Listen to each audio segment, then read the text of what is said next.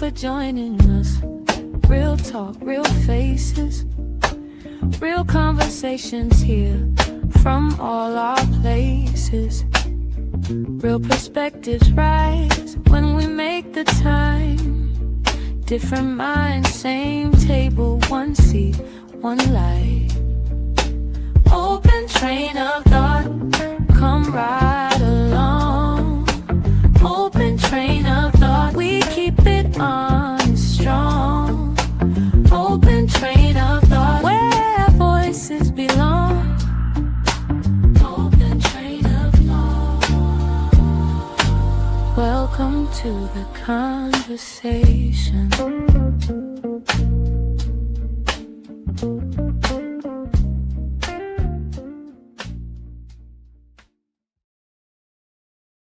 To the Open Train of Thought podcast. I'm Sam Blue Sr. Thank you for joining us for real conversations, real perspectives with real people. This podcast is a place for open dialogue on the issues that impact our communities, culture, education, politics, and future. We believe that understanding begins with listening, even when those opinions are different. So sit back, get comfortable, and help me in welcoming tonight's special guest, Annette Albright, Mecklenburg County Chapter Chair of Moms for Liberty. She works and advocates with parents and families on education issues, school safety, parent involvement, education transparency, and policies she believes will improve student achievement. This evening, she'll share her perspective on the challenges facing North Carolina schools, and we'll discuss recent state legislation that could shape the future of education and affect local communities across North Carolina. So please join me in welcoming Annette Albright to the Open Train of Thought podcast. How you doing? I'm good. Hi, thank you. Thank you so much for having me on. Good. I really appreciate you sharing your time. And I just wanted to see if you wanted to just take a few seconds to tell the viewers about yourself. Okay, sure. So, a long-term career, I worked in the Department of Corrections as a probation parole officer, correctional officer, victim advocate, court services, several different positions, and decided that I would go to Charlotte Mecklenburg School because I felt that intervention was better than punitive and that you would get better results. So upon entering Charlotte Mecklenburg school system, I was kind of disappointed in academics and how students were being educated. I think it was June of 2016. I was assaulted in Hardin High School. And I think the unique thing about that assault is that I was not the first educator that had been assaulted that year. I was actually the seventh educator that had been assaulted, including the resource officer had been assaulted by students twice. So that was a concern that I had been raising all year, especially coming from a law enforcement background. And that never materialized into policies that kept educators and students safe. So that's how I began advocating for policies and advocating for changes that will help keep educators and students safe on school campuses. Okay. Well, I really appreciate that. And again, I appreciate you for being here. I'd like to ask the viewers if you have anything that you would like to ask, just put it in the comments and we'll get it forward. Right now, I want to play our disclaimer, just because we're going to be talking about some law bills, just to let the people know, that we represent ourselves. This podcast is for informational and entertainment purposes only. Views expressed are those of the host and guest and do not represent any organizations. Discussions on politics, policies, and current events are based on opinions and available information, which may change. This podcast does not provide professional advice, so listeners should research and verify information independently. Host and guests are not liable for any decisions or outcomes based on the content.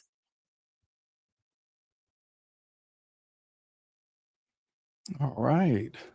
Well, the first thing I wanted to ask you, I just wanted to dig right in because I think we have a some things to cover that I really think the viewers will like. The first thing I wanted to ask you, in reference to public schools and private schools, North Mhm. Carolina has seen more families choose private and charter schools in recent years. In your opinion, what are the biggest reasons parents are making that decision? And that is a great question. So this has changed and flipped over recent years. It used to be academics was noted as the reason that families were pulling out of public school. But recently, the number one reason that families are choosing to go with private schools or homeschool their students is public school violence. So public school violence is now at this point the biggest factor that is driving families out of public schools. Okay. So when you say that, many teachers are speaking to some teachers, many of them are saying student behavior and violence have become more common in public schools. What I want to ask you is how much of a role do safety concerns play in a parent deciding to move their child to private or public schools? And what would you say is the reasoning outside of uh, what have kept parents from doing that in the past, like financial or just making a change? So I will say that several things have factored into these decisions. I think the first reason, and when we're talking about the school violence, is that now everyone has a cell phone. And so Mm. students are actually recording what's going on in these public schools, and they're uploading them to social media, or they're calling their parents and sending them videos and saying, hey, I'm afraid this happened, that happened. So parents' eyes have been opened to the climates inside of these public schools. If you go back to my assault in 2016, that's exactly what happened and how it went public and national so fast. The students recorded the altercation and they uploaded it to Facebook. And before CMS could get it taken down, it had 1 million views. So that is one of the biggest factors that is driving more parent awareness is students having cell phones and they are recording these interactions. I think another thing that is also driving the violence is also the students having the cell phones. Because I've talked to educators, and what they're saying is happening is that with social media and cell phones, these students are beefing on social media. It's going to be at this time at a certain place, and all the students are gathering with their phones up, ready to record. So that's another thing that is driving a higher rate in school violence. And also, you have to look at policies. Okay. How are policies affecting school violence? Are they shaping a climate where that is safe and that students will be held accountable? Or is something else happening where students aren't held accountable, where the goal is to keep all students, regardless of how dangerous they are, inside of classrooms? So policy is probably the third. At one time, policy was the first because policies were taken away and lessened to give Mm. certain students more than one opportunity, and that's the point when we started seeing a violent uptick, and especially against educators. So it's a lot of different things. It just continues to revolve. Okay. So when we speak about the public, private, and charter schools, some people have only been involved with Mhm, the public schools. Some people have. I know people mhm, their child have gone through K through 12 in private school. Some started in private school and mhm, switched to public, and vice versa. So, what I wanted to ask mhm. you is public. private and charter schools operate differently? What structural differences, Mhm. such as discipline policies, classroom expectations, um, parent involvement, or school Mhm. leadership make to make one type more appealing than the other? So I think the first difference that we must understand that charter schools are public schools. Okay, they are funded Mhm. by taxpayers' dollars. They are just not a part of that district. But Mhm. CMS, they are required to do what's called, I think it's push through funding or gate through funding. I can't remember the exact term, which means if a child is goes to a charter school, then that money is going to follow that child to that charter school. Mhm. But here's the thing that a lot of CMS administrators complain about.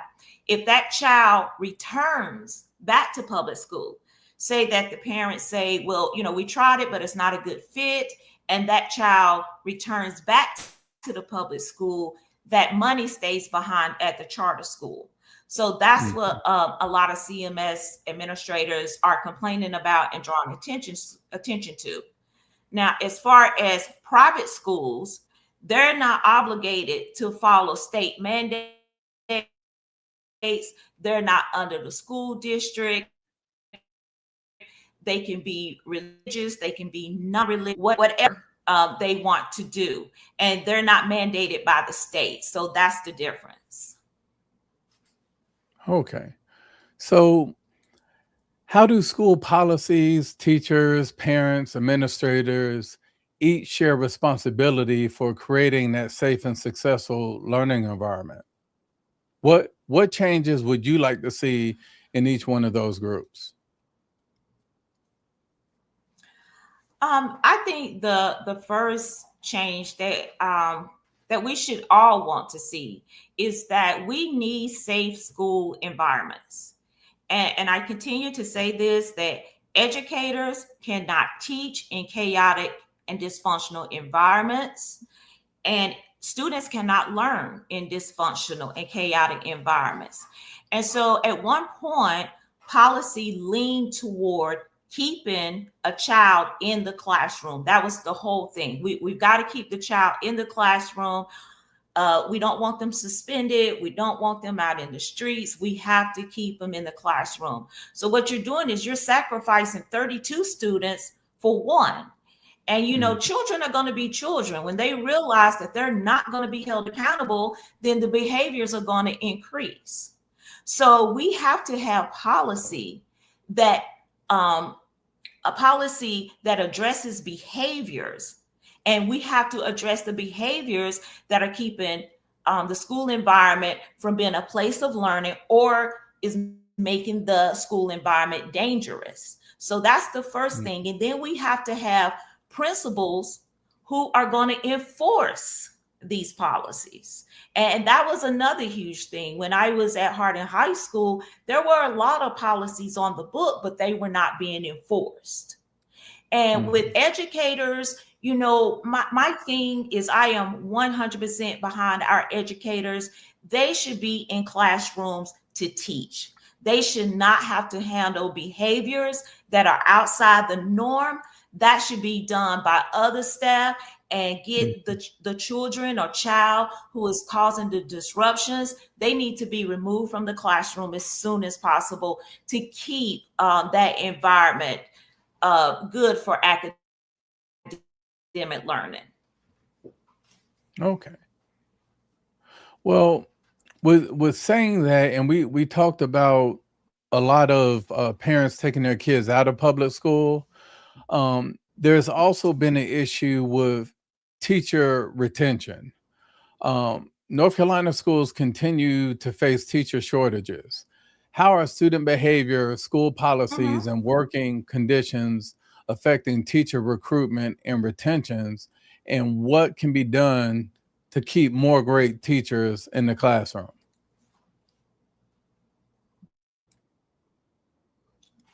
And that is actually a good question. So what we're seeing now is we are seeing what we call highly qualified and career educators are retiring early. So they are leaving the field, they are leaving the classroom. And the educators that I have spoken with said they are concerned for their safety. I had the husband of one educator to reach out to me and said, my wife has been doing this for 30 years. She loves it. I am concerned for her room. So what's happening is that you're getting educators in the classroom that might not be qualified. They're not certified educators. And at one point, CMS had a program that they were so low on recruitment and retention, they had what's called a guest teacher program, where if you had a high school diploma, you could come in and you could be a guest teacher. So you think about 8 or 9 years, and they're not certified to even be teaching what they're teaching. And I spoke with one student that spoke out, that reached out to me, and she was a senior, and she had taken Spanish and did not have a teacher that could teach or speak Spanish the entire school year. So now you're hindering academic performance because you're just getting a warm body class to keep the kids in the classroom all day, and they don't have the credentials to teach in those subject matter areas. So it is a ripple effect. Okay. I definitely agree with you. I just believe that I think teacher pay also, but just going to, I didn't know it was called being a guest to get, I just knew that some people, if you had a high school diploma, you can get an emergency certification and it would cover you. And there's some people that I actually know personally that they can't stand kids or anything, but they needed a job to pay the bills. And so they joined the school system and they took that test and they hated it, but they didn't have the passion to work with kids. To me, teachers are so amazing because they have that passion that a lot of people don't. It takes a special person to want to work with someone else's kids. And I think that definitely messed it up because you had some of these teachers that were not qualified because all they had was that emergency certification and they were getting into it with these kids. And they're not as disciplined as some of these kids. Some of them are straight out of high school and didn't go to school. And all of a sudden, they're now a teacher responsible for mentoring an entire classroom.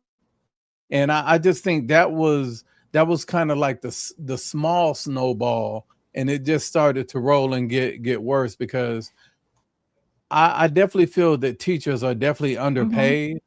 We have people in the past that have said that it's their priority, but it's a priority.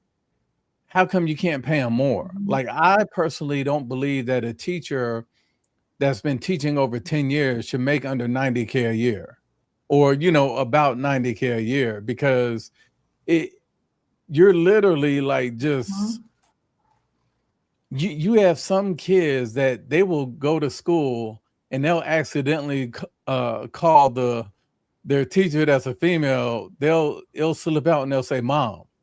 Or, if it's a male, they'll say dad because they're with them almost all throughout the day.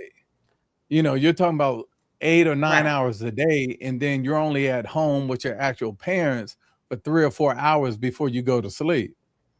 So I just think that is a policy that they definitely need to remove because I think if they remove that policy, you pay the teachers more and then they'll stay.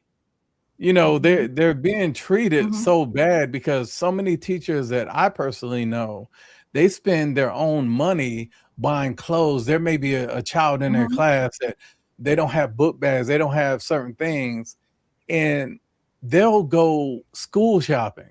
So when that child gets to school, Mhm. they'll have them go to the bathroom and change clothes so they don't get teased and stuff. So it's a lot of people, I mean, a lot of teachers that are really passionate. So I just think the reward should be in accordance. There just has to be a checks and balances. So nothing happens like what happened in Wayne County schools in Detroit, where they gave the incentive for teachers. If your kids test higher, you'll get a bonus. But what happened was the teachers started just helping the kids memorize the answer key.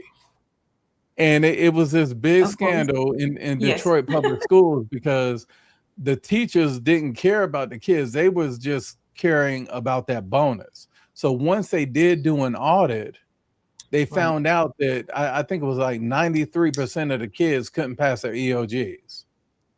So what do you think about that? Yeah. Anytime that you're paying for performance, you're going people will way to shortcut, and money always be in the incentive. Now, I absolutely agree that we have to pay our educators more, right? But again, it used to be that educators like, well, if I just made more money, but now educators is like, it's not worth my personal safety to go Yeah. into these classrooms for this little bit of money, right? Yeah. So again, that goes back to creating, a workplace where teachers feel safe, where they're comfortable, whether they don't have to worry about, whether or not they're going to have to fight, get into physical altercations with children, right? So that has now become the biggest factor. A lot of people are like, you could give me a $50,000 raise. I'm not going back into that hostile work environment. And you have to think about how mentally draining that is on an educator. Most of our educators put in 50 to 60 hours per week, and they only get paid a set salary. So you think about 50 to 60 hours a week, and then you think about a hostile environment where you don't know if you're going to be attacked by a student, if you're going to have to fight, you're called names all day. And then you look at your pay and you're like, what am I doing all of this for? What is the point?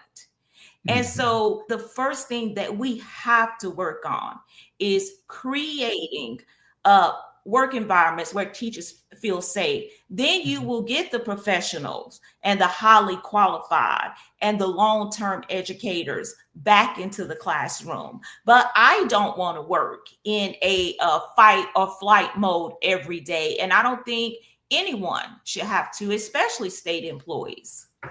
Mhm. And the one thing I'll say, I know they just approved the budget recently, and it was kind of like, okay, they said we're going to give you this 5% raise or 7% raise, but then medical premiums for state and teachers employee went up 17%. So a lot of people, their out of pocket went from being $2,200 to Yeah. Yeah. $4,500. And that's absolutely what happened. So mhm. Yeah, so I just think like there's so many things that I told somebody the other day that teachers need to just, if they want like a salary that's equivalent to the work that they're doing, they're gonna just have to go hard in the paint like the bus boycott that lasted 18 months. When Mhm. they go out to Yeah. strike and it's on a teacher work day, that doesn't affect the kids weren't gonna be at school anyways. The school, but then you have some municipalities that will say, okay, we know we're striking on this Monday, so let's just make it a optional teacher work day. And I just think that that is so soft. Hmm. Like teachers need to just strike Yes. for a week or two. What is the money that the teachers paying to the teachers union? Just like when you go to Ford, Yeah, Don so requires. Go legally ahead. in North Carolina, we can't call it a union, but that's what it is. Hmm. Yeah, I think they pay into something, but the thing is like I didn't when hear the last question. oh, I was just speaking about like teachers becoming more just striking. Like, don't predict and say, okay, just don't come to work for a Mhm, week. Let the states and the mhm, leadership see the impact, the true impact. It's almost kind of like, mhm. I don't want to take it to this, but let's say you have a slave owner that has cotton fields. And it's almost like that slave owner can say, okay, well, Miss Mammy died. Right, So Sunday when we had a funeral, you don't have to work that day, but you're gonna be at work the next day. To me, that's literally what teachers are mhm, doing.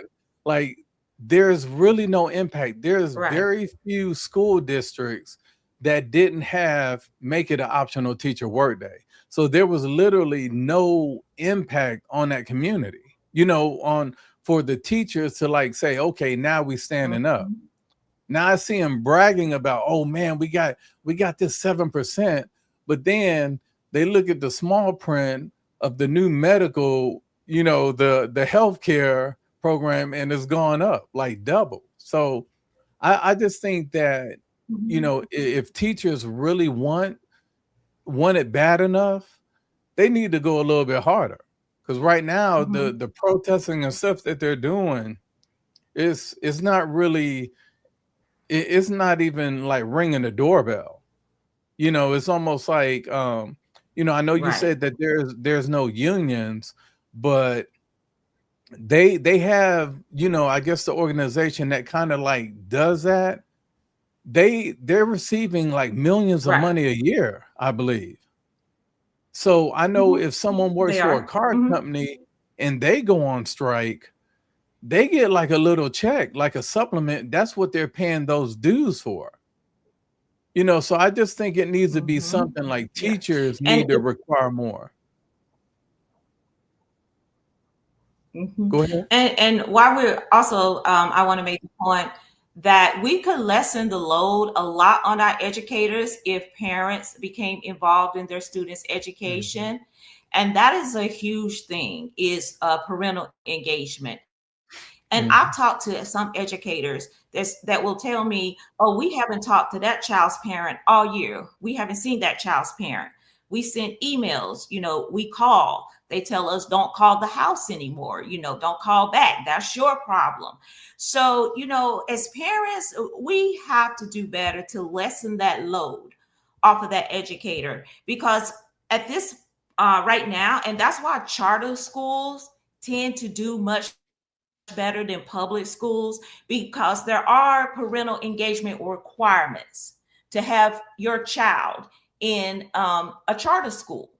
So that's why charter schools are outperforming a lot of the public schools is because the parent has to donate so many hours, in service. If we're Mhm. reaching out to you 4 times and you're not calling us back, then your child can't come back to school till we hear from your parent. And school absence, those are another reason our children are performing lowly. So we have to also increase parental engagement by 2,000%. And I have spoken with county commissioners, I have spoken with city council members, and they're all saying, if you can figure out a way, do it because we've been trying. Mhm. And so that's another thing that I think that we should look at from a state mandate position, that we are going to have to put requirements in place for parents if you're going to have your child in a public school and they're receiving a free education. Oh, definitely, definitely. And I do think that I know when our son was in high school, we we were very involved. And I remember the first time I went Mm-hmm. to a PTA meeting. I was the only male there and I was the only black person there. Mm-hmm. It was all these white wives and stuff, and they were like talking about things that need what can they do, and I'm sitting here like, well, what is different? What is different from the white families and the black families? And I'm like, well, because a lot of the Mm-hmm. black families they're not able to make those PTA meetings that start at 3:30 because but it's only like I think once a month. So like you can do some PTO or something if your child is worth it, for an hour and a half or 2 hours. But I just think that I was speaking to someone and they were like, yeah, I don't have time to go to the PTA meetings. I got to work. But his son played basketball. So when I asked him, I said, well, in middle school, our son's basketball game started at 3:30. I said, you was at every game. So I think it's more about a priority. Like we show out as a community Yeah, for sports. When our kids is playing, we're gonna leave absolutely. work early. We're gonna do what we can. And I just wish we had that same excitement to better the education as we do and to make sure that jump shot or that soccer or that baseball or that volleyball is doing what it's supposed to be doing. What do you think about that? Absolutely. When I was a parent at West Mecklenburg High School here in Charlotte, about 1,500 students, and they had their PTA meeting, and it was 6:30 at night. So not a lot of excuses if you're working during the day. Not a lot of excuses, why you're not showing up. Out of all, there were three parents that showed up, myself and two other parents. And the principal said, well, I guess this is it. And I was like, no, we're not going to carry the whole school. Mhm. But Friday night, there was a football game. Every parking space in the lot was gone. So if you can get off work and be at a high school football game by 7, why could you make the PTA meeting that started at 6:30? So we Mhm. have to stop, using all these excuses. If you're from a two-parent home, you can come. One parent can come. We have technology now. You can join by Zoom or Teams. That with the technology, there's not a whole lot of reasons why people are saying, I just don't have time to participate. And if you're saying that you don't have time to participate in your own child's education and invest in your own child, why should anyone else put 110% into your child when you don't? And that's going to be a child that falls through the cracks. Oh yeah, definitely, definitely. I think that we have to be accountable. Like if we want teachers to really mentor and Mhm. hone our kids into how we want them to be, we need to make sure that we do our part at home. And it's kind of like when we, Mhm. if you're learning about place settings or something. Like most of private schools here in Raleigh, they do that. They teach etiquette, along with economics and writing in cursive still. Mhm. But they teach this, but then when you get Mhm. home, nobody sits at the table, everybody sits on the carpet, eat their food, have their plate right there on the floor, and they're eating just watching TV. Mhm. Like there's no I told someone the other day that there are no more black communities. There are only black neighborhoods, and he Yeah. was like, well, what's the Right. difference? And I Right. said, well, the community is the village. Like I could discipline the young man 3 houses down, or I can check him if he messes up, or if he's out here, if I see him disrespecting. And I said, but a neighborhood is just geography within a circumference of an area, all the housing. And I said, now if you try to be a community and you try to scold a young man for his pants being down low, you're going to get a knock on the door and you're going to get fussed out by a mother saying, well, if you got a problem with my boy, you come talk to me. You don't talk to him. I said, that's why I believe there's no more communities, because we don't, the only time I hear now that it's about the village is when we're preparing for a funeral. At the repast, Right. when people are talking, they talk, oh, it's time to do a village. We need to be a village. That's the only time. So I just think we have to start. It's only our responsibility to bring back Black communities, because you have Little Italy, you have Chinatown, like you have all, and the things that I spoke about, they literally can correct other kids in the neighborhood. Like that's how the Black community was. So I just think we need to try to go back to those roots, and I think things will definitely improve with that. What do you think?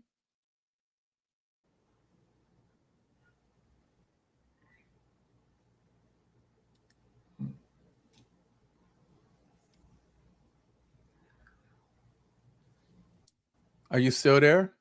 Oh, So, what I also know about the English concept, I did some research on that. And of course, that came from Africa. But I was looking for what happened to that concept. And what I discovered, and it makes more sense, it said that there are now more dysfunctional families in the community than there are whole functioning families. So at one point, you had a community mostly functioning families that would reach out and help the one or two dysfunctional families. But now the dysfunctional families are more prevalent than the intact families. And that's basically what destroyed that concept. okay. Okay. Well, I think we were pretty thorough with our first topic. And our second topic is about just some news that happened here in North Carolina a couple of weeks ago, where four bills or four laws that the governor vetoed were overridden. And I just wanted to ask you, your thoughts on how they were overridden, what took place for it to be a veto-approved vote, and specifically two of one was cooperation with ICE. It was, I think, 150 Senate Bill 153, and the other one was Senate Bill 558. And 153 was dealing with just cooperations with ICE. So basically, it's a North Carolina Border Protection Act.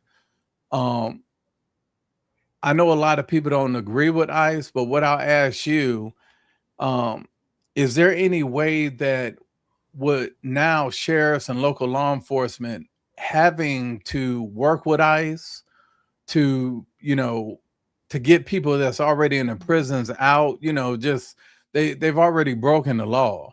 But do you think that there's any positive effect on the Black community with that?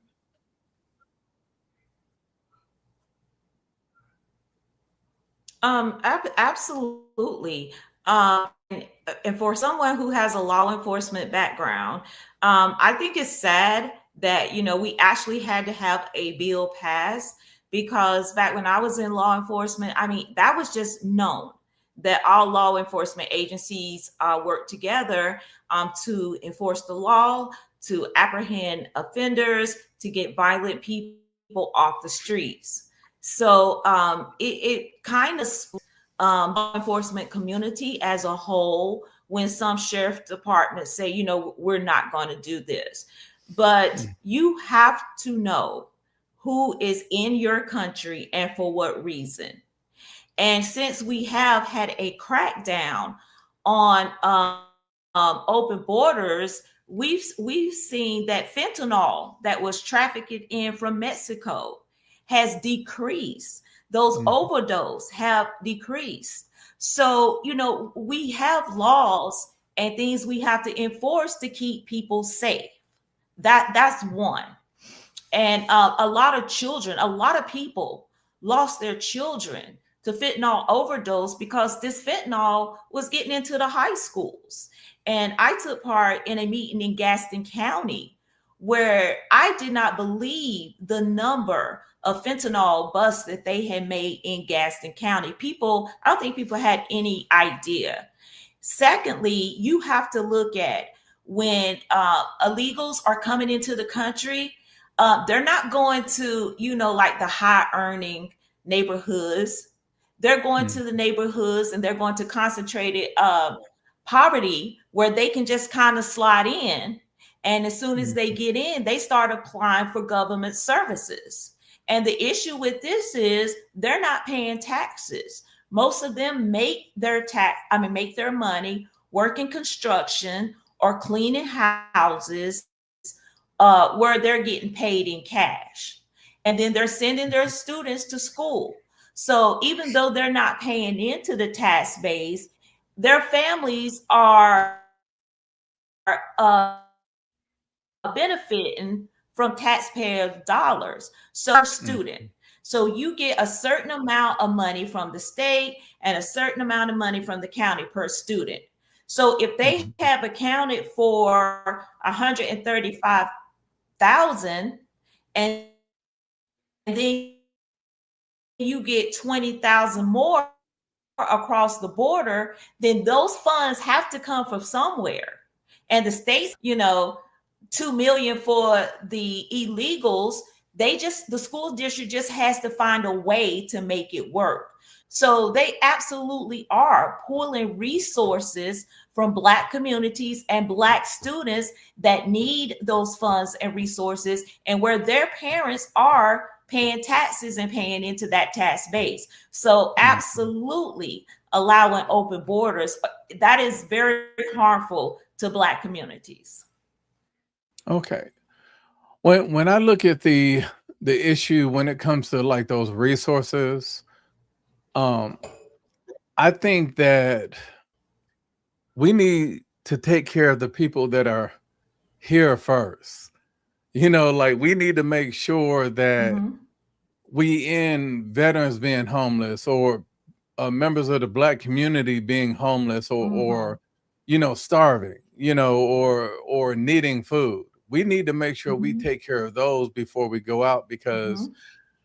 when I remember they shipped like 2 or 3 buses of illegals up to Martha's Vineyard, within 24 hours, they Mm-hmm. were all gone, except for a handful, because some of Yeah. them people in Martha's Vineyard is like, oh man, we got a guest house. You could, like they needed some help, like maids and so they were welcome, but as a whole, they removed them from Martha's Vineyard. But when you had like cities like Yeah. Chicago, Detroit, um, Memphis and some other places, they literally put them in the community and they just start sucking up all the Black resources that should be for the Black community.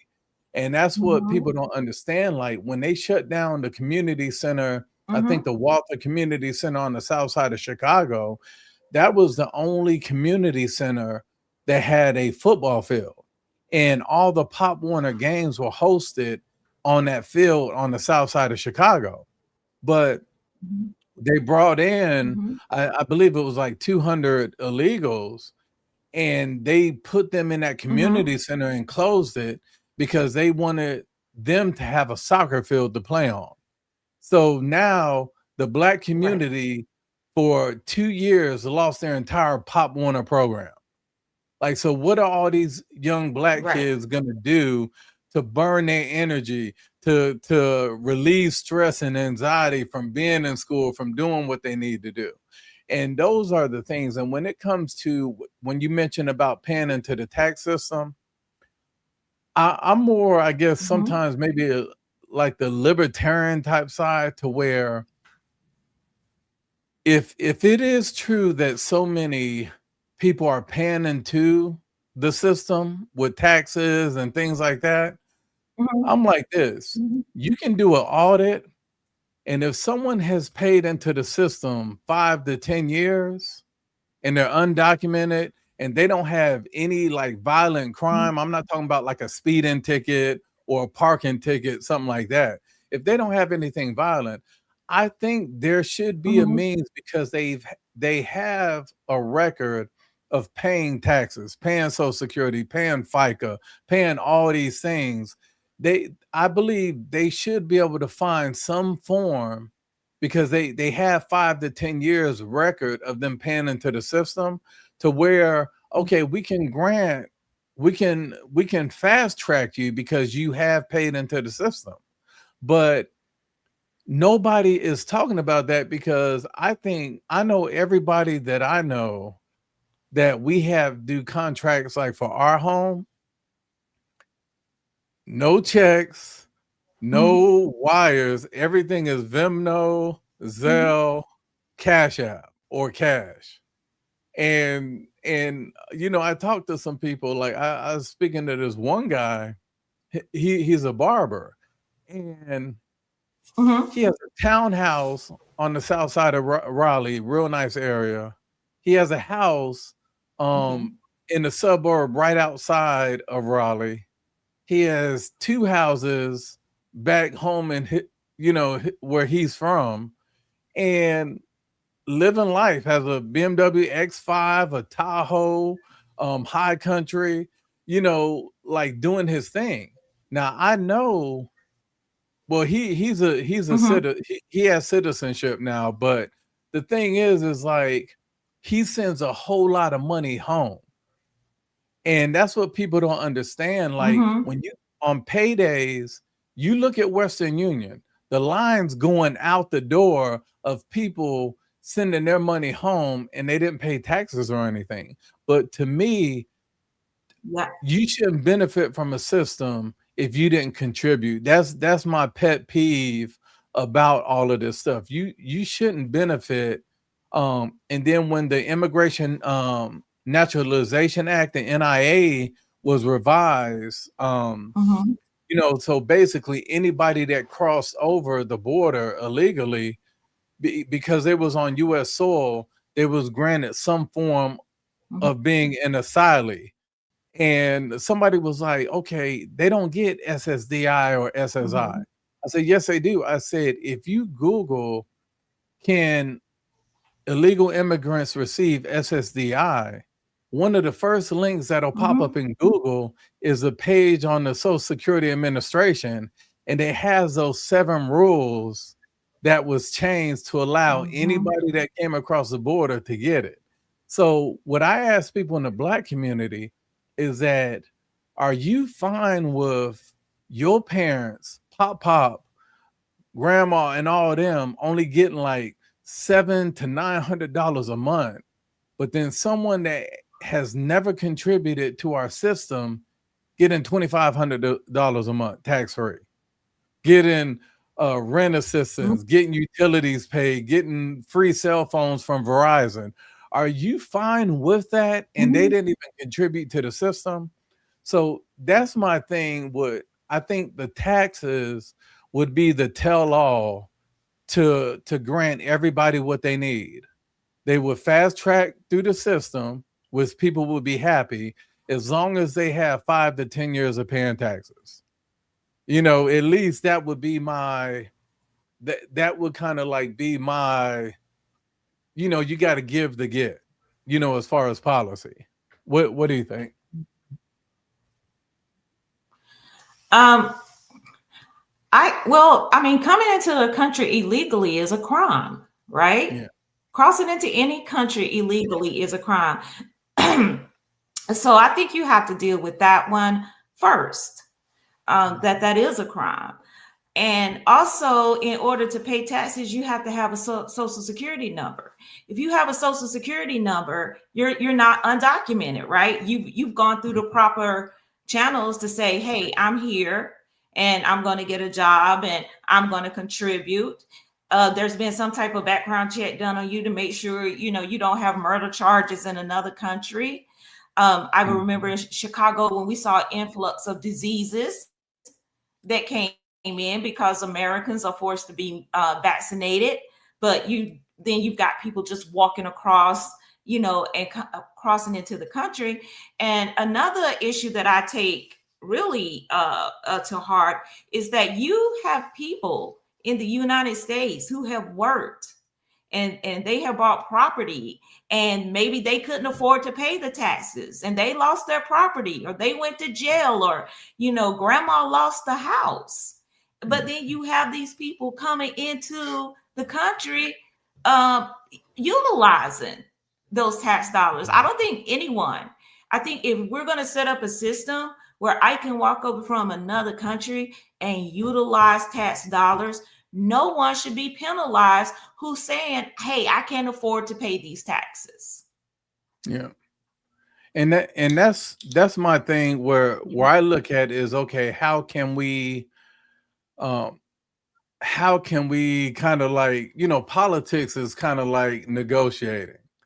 So my thing is, yes, it is illegal to just come across the border and it's considered civil, but when you're sent back across the border and you come again, that's like a federal felony, Yeah. but what I'm speaking about are people that have paid into the system where they may not have a social security number, but they have an ITIN, that international tax identification number. I have friends that have CDLs and some may say, oh, well, I'm undocumented or this. And I'm like, no, you got a CDL. Like you had to have all your stuff together to get that CDL. Because it's a federal license. That's why, if I get a CDL in North Carolina, I think go ahead. I'm trying to remember whether it was Texas or California. I can't remember which one, but they were giving out CDLs without the documentation. And I think it came to light when some illegals crashed into a family or a truck, killing That's the happened. other Yeah. people. And then there was this, Yeah, yeah, that's it was happened. discovered that they did not go through the proper channels to get the CDL. Yeah, what happened with that situation is California lacks their laws without notifying the federal government. And it was the federal government who Okay. was dropping the ball for not making sure states enforce it. Now we're at a point to where the federal government is enforcing it. So if a separate state, whether Texas, California, Florida, Michigan, if they are not enforcing the commercial driver license law with ANVA, what will happen is they can lose all their federal funding for transportation. So California, Right. a lot of people, Right. when they was coming across the border, they were going to California and going to the DMV. And the DMV would say, if you're illegal, they was asking them, okay, what kind of license did you have? And they was just saying, oh, I drive the tractor, the big tractor. And they would issue them a license, for that. They didn't even Yeah. have to take the CAT test, the driver license test that you get CDL, the CAT test, they didn't even have to take Right. that. So the thing Right. is The like, state trooper said that. yeah, we have, because I've worked with commercial driver license and licensing like most Okay. of the schools here in North Carolina. So when someone would come, the examiner's office would call the headquarters and we would check because they would be bringing in a license and we're verifying to make sure it's a true license. So we may call that their country's embassy. We may call to see what their guidelines are, but it was only a few countries that we had allowed to do that. California was allowing everybody to do that. That's why as soon as they would go to California, they get that commercial Right. license. And because it's a federal license, they would go to Florida, go to New York, come to North Carolina. And what would happen is, because it's a federal license, all the examiner would do is transfer it over to the North Carolina. They didn't have to take any tests or anything because it's a federal license. So I think that's the thing now that is being enforced, but you don't have to have a social security number to get a CDL. You just have to have an ITIN and a authorization for work. And the problem that I think is the Okay. authorization for work, like in North Carolina, your CDL license will expire when your authorization for work expires. But then people had sued for that. So they say, okay, if this person pays for 8 years, we'll get them 8 years. But if their work authorization, we'll put in the notes that their work authorization expires 2 years prior to their CDL expiring. The problem was nobody was enforcing it. So you have people that their work authorization had expired, but they still had CDLs that were issued for 8 years.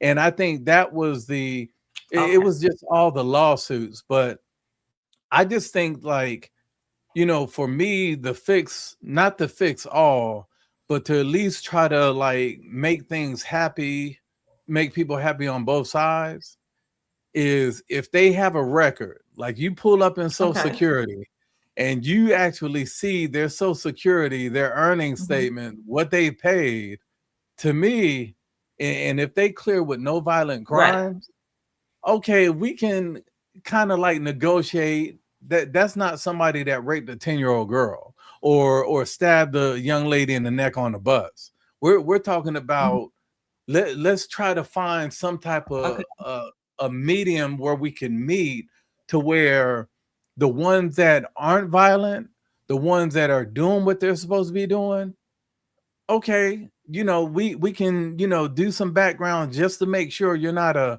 agent of Russia or China. But I just think there has to be, it can't just be Right. so, is this way or nowhere, this way or no way. Do you agree with that, or? I'm a little skeptical on that, and just because I was prior law enforcement, because when Mhm. you start bending rules for some, then everybody's going to expect some type of preferential treatment. And so I think if you came across the border illegally, in my opinion, you got to go back and you have to come and you have to do it the right way. Okay. And I definitely agree with that. A lot of our neighborhood is pretty diverse. We have people from India, Africa, Mhm. Belgium. That's why I love our neighborhood. And you could tell, like, Mhm. everybody as soon as they get here can't speak a lick of English. And now we fast forward 5, 7 years down, and they're speaking like we are. They I remember one of our neighbors, when his wife got her citizenship, the first 4th of July that happened, it was, it was like they had fireworks, just happy to be an American citizen. And I just wish we would kind of like get that, you know, we would kind of like get back to that, where people Yeah. appreciate what's being done and what citizenship means. Because I know some people that have become Right. Right. naturalized, they now think that if they just hand it to anybody, everything that they did to get it Mhm. is belittled. Right. But we can, one of the last questions I wanted to ask you is, looking at the laws that were, I guess they overrode. Um, do you know any? I know the two people. I believe one of them was in a district that was a part of Charlotte. Um, she had, when it was time to vote, she had just left Mm-hmm. out. So they would have the right numbers because she was present. She just didn't. She left out, so she wouldn't be considered present. So as long as there's a certain number of people there, Mm-hmm. then it that percentage goes based Right. off the number of people that are in the room. So she and another gentleman, they Right. chose to just walk out because they were primaried. Yeah. Are you aware of any of that situation? Right. Yes. Carla Cunningham, and I think his Hmm. name is pronounced my Steve Muhammad. Right. And they did. They walked out so that they would not have to vote, which gave the Republicans the majority, so they could override Governor Stein's veto. Okay. Me personally, those four that were vetoed, um, do you agree with, Mhm. this would be a yes or no. Do you agree with law enforcement um cooperating with ICE for the violent offenders that they catch or that's in jailhouses? Yes, absolutely. Okay. The other bill as far as the DEI in K through 12, Mhm. that was overridden. Do you agree or disagree with that one? I also agree with that one. Okay. What is one reason why you would say you agree with K through 12? So, a part of that bill was that instead of having all of these, what I call social awareness trainings, and Mhm. trainings that most educators said, did not sway them one way or the other, they felt like that it was a total waste of time and it was a waste of resources.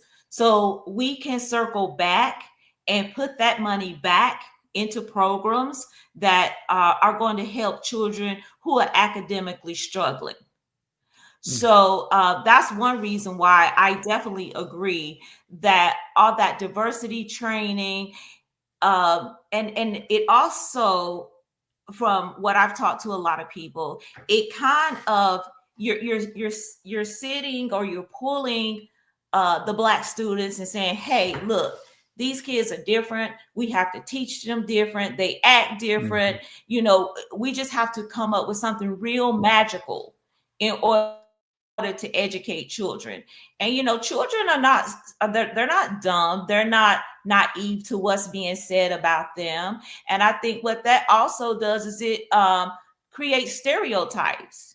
It Mhm. creates that we have to implement special processes for these special students. So when you're talking about equality, you're basically saying that we have to lower standards and we have to lower test grades and we have to, basically come up with something totally different, specifically for black people, for black students.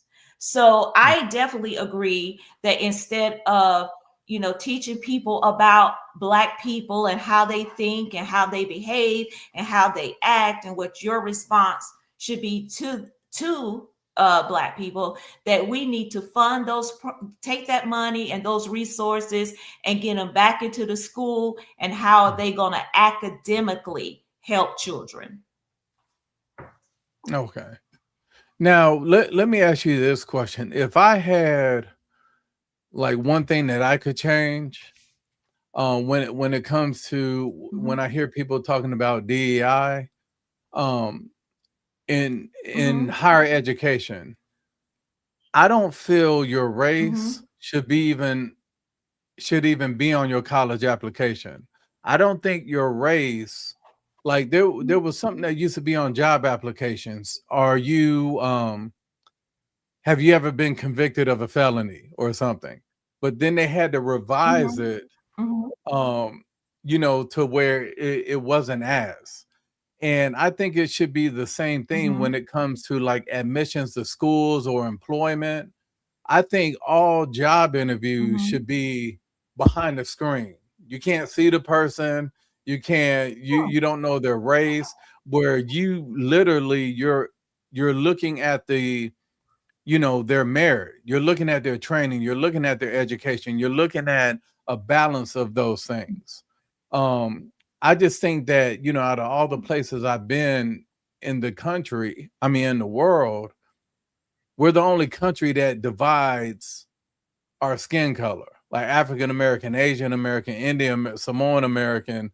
Like when you go to Greece, no matter what your skin color is, you're born there, you're Greek, you're Italian, you're Jamaican. Like there's Chinese people, they look Okay. Asian, but they go based off of nationality. Their nationality, they don't really press, the division of your ethnic. Well, I don't want to say ethnic, but your root background. How do you feel about Mm-hmm. removing Okay. race from applications and school applications? You know what? I've never thought of that, but I do think that that is a good idea, especially when you're first start interviewing an applicant, and Mhm. maybe have an application that doesn't have race on there. Age discrimination is another thing, so maybe don't have your age on there, and just the information where they can see if you are or are not qualified for that particular position. And then Mhm. once you're interviewed, and if they decide to move you forward, then you can gather all that information. And to me, I mean, that is actually an excellent idea that evens the playing field. So that is actually an excellent idea that I've never even thought of. To me, the most qualified person should absolutely get the job. The person who aligns with what the company needs should Mhm. absolutely get the job. I don't believe that you should say, okay, we need one Asian, we need one Chinese, we need one Italian. I don't think that those are good hiring practices. And Mhm. even with today, with the announcement that that I have been appointed chair of Mothers for Liberty, I was looking at the comments, and because I'm Black, some people were saying, "Oh, she's a DEI, she's DEI, she's DEI." I have a master's degree in organizational management and leadership development. So Mhm. I am qualified.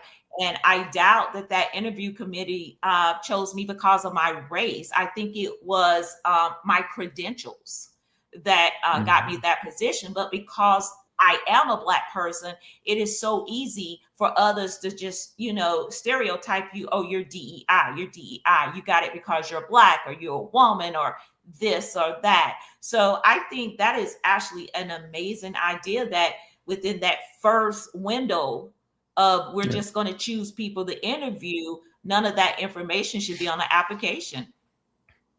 Okay. I appreciate that. Makes me feel good for you to offer that type of input on it.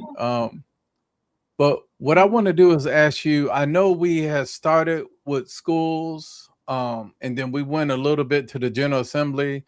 I think that could be another couple of hours talking about bills and laws.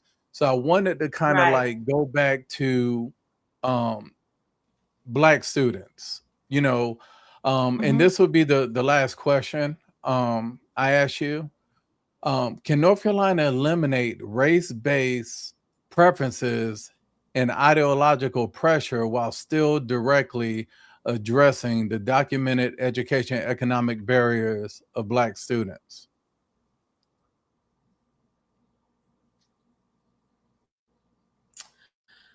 Um, I think so.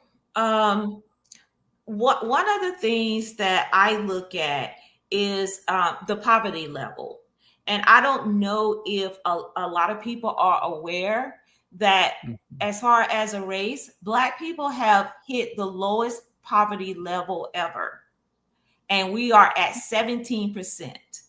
So that means that out of the 13%, according to the standards for poverty level, 17% of Black people are living in poverty. So that's huge. Especially, I think in the 70s, it was like 37%. So, we made huge strides.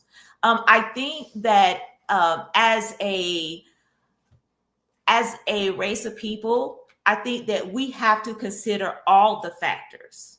And not just say, okay, we're just going to look this way or we're going to look that way. We have to look at every single factor. And I don't think that poverty is that the biggest factor anymore. And I think if we could look at those numbers and we look at the buying power, and that's huge, the buying power of the Black dollar, we are spending massive amount of money. But what we're not doing is circulating those monies and funds back into our own communities. So I think that we are at a good point where we could absolutely have those conversations. Okay. Well, I think let me see. I definitely want to encourage the viewers to hit the thumbs up. Definitely subscribe and share. I think there's some information that could definitely help. But I wanted to address one of the viewers. He wrote, I think that would be a good because it's now a level field, Julian. And then he also wrote, now whoever is best qualified should get the job. Those were things when me personally, when I hear people talk about Black excellence, to me, Black excellence is, okay, you've done everything that people are supposed to do. Like you got accepted to this college, but you got accepted even though you didn't have to submit a SAT, or GRE, you didn't have to do certain things. You just, sometimes there's an issue where when you receive something just because of the color of your skin, sometimes that could diminish. Right. It could just, in the outside world, it could just diminish those things. But I definitely think that, there's ways of addressing it. It's just something that the Black community has to be able to accept because, it's almost like when it comes to kids, once you give kids a taste of something, it's hard to take it back. It's hard without getting kickback. They'll get over it. But I just think it's something that I think the Black community is so much bigger than the agenda of DEI. I just think we have more excellence than being strict and limiting and wanting that to be the label of why we're successful. That's something that I really don't like. And you're absolutely right. And another thing that I had to point out to my son just this week, when you look at the job market, and at one point when I first went into the correctional system, I was working in HR. So I actually received the applications. I actually went through them to decide, who was going to go to the next round. And for one correctional officer position, we might have gotten 300 applications. So when you're looking at 300 applications for one job, and your only criteria is that, well, they have to be Black or they have to be Asian or it has to be a female. Is that fair to the other 299 applicants who actually prepared by taking advantage of opportunities and made themselves, ready for an opportunity? And even myself, I have a master's degree. I have years of experience in education. I have an associate degree, a bachelor's degree. I got laid off from my job. And the HR director, she told me, she said, Annette, you are going to get another job. You are prepared, but it's going to take time. I had 3 interviews in 1 year. And I never thought to myself that, oh, I'm not getting interviews because I'm Black. I don't know, how many people were Black, but people would not believe the number of people that apply for one job position. Yeah. It is highly competitive. Oh yeah, I definitely understand that. Again, I just want to definitely thank you again for sharing your time. We did go over a little bit, but I apologize for that. That's But okay. I just want to That's make fine. sure that people get really good information. I appreciate you being as thorough as you were. And I just want to ask that people continue to just follow you and your path on what God's taking you. And Thank you. I look forward to seeing all the great things with Moms of Liberty that you're gonna chair and do well. Thank All right. you. Thank you so much. And I would just ask for any listeners out there, I'm going to be holding public meetings and meet and greets and town halls. And if you want to know what Mothers for Liberty is really about and what our organization is trying to do, please come out and just listen to us, bring your questions. I think everybody knows that I'm straight, no chaser. And, I'm not an emotional person. I go on facts. Okay.